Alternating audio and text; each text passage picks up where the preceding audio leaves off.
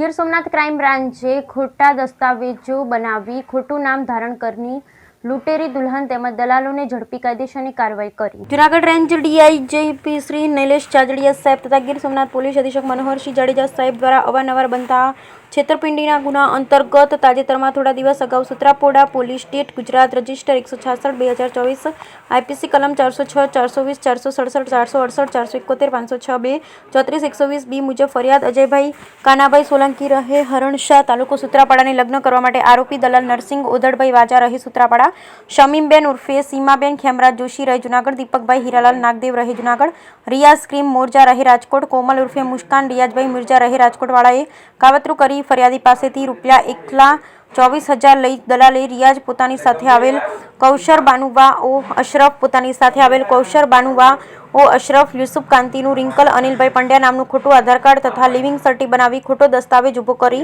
Notary મારફત અમરેલી જિલ્લાના બાંટવા દેવળી ગ્રામ પંચાયત ખાતે લગ્ન નોંધણી કરાવી, જેમાં ઉપરોક્ત તમામ દલાલોએ સાક્ષી તરીકે પોતાની સહી કરેલ આપેલ. ત્યારબાદ આ કૌશર બાનુ ફરિયાદીના હરણાશા ગામે ઘરે 10 દિવસ રોકાયા બાદ ફરાર થઈ ગયેલ. જે બાબતે ફરિયાદીએ દલાલનો સંપર્ક કરતા તેઓ દ્વારા ખોટા ગુનામાં સોડવી દેવાની ધમકી આપેલ અને પોતે આપેલ પૈસા બાબતે કોઈ જવાબ આપેલ નહીં. જે અનુસંધાને એલસીબીના ઇન્ચાર્જ પોલીસ ઇન્સ્પેક્ટર એબી જાડેજા તથા પોલીસ ઇન્સ્પેક્ટર એબી વોરાના માર્ગદર્શન મુજબ એએસઆઈ રામદેવસિંહ જાડેજા તથા police head constable Bhupendrasinh Chavda નામના ટેકનિકલ એનાલિસિસ તથા એએસઆઈ લાલજીભાઈ બાંભણિયા તથા નરેન્દ્રભાઈ કછોટનાએ હ્યુમન સોર્સિસ દ્વારા તપાસ કરતા આ ફરાર થયેલ યુવતી કૌશર બાનુ ઉર્ફે રિંકલ અનિલભાઈ પંડ્યા રહે વિરમગામ જિલ્લો અમદાવાદ વાળીને નવસારી ખાતેથી શોધી કાઢ્યા. છેતરપિંડીમાં મદદગીરી કરનાર અન્ય દલાલ કોમલ ઉર્ફે મુસ્કાન રિયાઝ મિર્જાને આણંદ ખાતેથી તથા સમીમ ઉર્ફે સીમાબેનને જૂનાગઢ ખાતેથી ઝડપી નરસિંહભાઈ વાજાને સૂત્રાપાડા ખાતેથી શોધી કાઢી આ ગુનાના કામે સૂત્રાપાડા પોલીસ સ્ટેશન સોંપી આપી કાયદેસરની કાર્યવાહી કરવામાં આવેલ. બ્યુરો રિપોર્ટ સોની યોગેશ સતીકોર. અજયભાઈ પોતે લગ્ન કરવા ઈચ્છુક હોય તો એ પોતાના ગામના નરસિંહભાઈ આદેડભાઈ વાજા જેઓ દલાલ છે તેમનો સંપર્ક કરતા તેઓ તેમને જૂનાગઢ લઈ જઈ બીજા દલાલ દીપકભાઈ, સમીબેન, મુસ્કાનભાઈ અને રિયાઝભાઈનો સંપર્ક કરાવ્યો હતો. ત્યાંથી તેઓ તેમને છોકરી જોવા માટે રાજકોટ લઈ ગયા હતા. ત્યાં તેઓએ રિંકલ અનિલભાઈ પંડ્યા નામની છોકરી બતાવી હતી જે ફરિયાદીને પસંદ આવી ગઈ હતી, પરંતુ રિંકલે ખોટું નામ ધારણ કર્યું હતું. તેનું મૂળ નામ કૌશર બાનુ છે અને તેઓ અશરફ યુસુફ કાનવીના પત્ની છે. ત્યારબાદ ફરિયાદીએ વિશ્વાસ વધુ કેળવવા માટે છોકરીના ડોક્યુમેન્ટ માંગતા તેઓ તેમને વિરમગામ લઈ જઈ અને ત્યાં તેમને વેરિફિકેશન કરાવી સ્કૂલ લિવિંગ સર્ટિફિકેટ અને આધાર કાર્ડ બતાવ્યું હતું. ત્યારબાદ ફરિયાદીને વિશ્વાસ આવી જતા જૂનાગઢ આવી તેઓના લગ્ન કરાવ્યા હતા.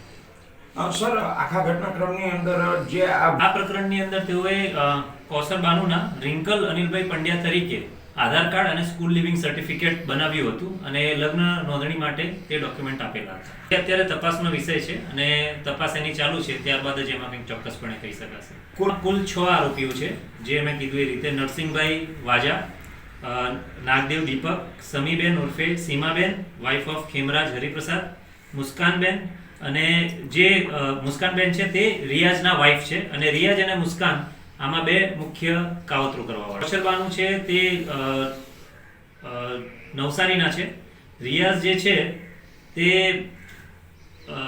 રાજકોટનો છે, મુસ્કાન પણ રાજકોટના છે, સમીબેન જૂનાગઢના છે, નાગદેવ દીપકભાઈ તે જૂનાગઢના છે અને નરસિંહભાઈ એ પોતે અહીંયા સૂત્રાપાડાના છે.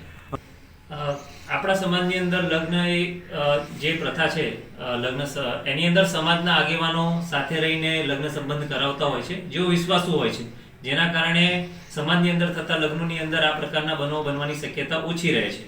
જ્યારે બીજી રીતે દલાલો થ્રુનો સંપર્ક કરવામાં આવે છે ત્યારે છેતરપિંડીની શક્યતાઓ રહેલી હોય છે. એટલે જ્યારે પણ આવું કરીએ ત્યારે ચોકસાઈ રાખવી જોઈએ અને આવા કોઈ પણ પ્રકારના બનાવ બને અથવા છેતરપિંડી થાય તો પોલીસને ધ્યાને મૂકવું જોઈએ, જેથી અમે આ જ પ્રકારની ચોક્કસપણે આમાં કાર્યવાહી કરીશું. પૂરી ટોળકીએ ફરિયાદી પાસેથી કુલ ₹1,30,000 લીધેલ છે અને આ ઉપરાંત જે છોકરી હતી જે પુત્રવધુ તરીકે આ દલાલોની ટોળકીએ કુલ ₹1,30,000 લીધેલા હતા અને જે પત્ની તરીકે જે હતી તેણે એક સોનાનો જે નાકમાં પહેરવાનો દાગીનો આવે છે તે અને એનો મોબાઈલ ફોન લઈ લીધેલો છે. અને કુલ ટોટલ આરોપી કેટલા છે સર? 6 આરોપી છે. સર, આ આરોપીએ આગળ કોઈને ટાર્ગેટ બનાવ્યા છે કે નહીં? એ અત્યારે તપાસમાં અમારી ચાલુ છે અને એમાં કંઈક ખુલશે તે પ્રમાણે તપાસ કરીશું.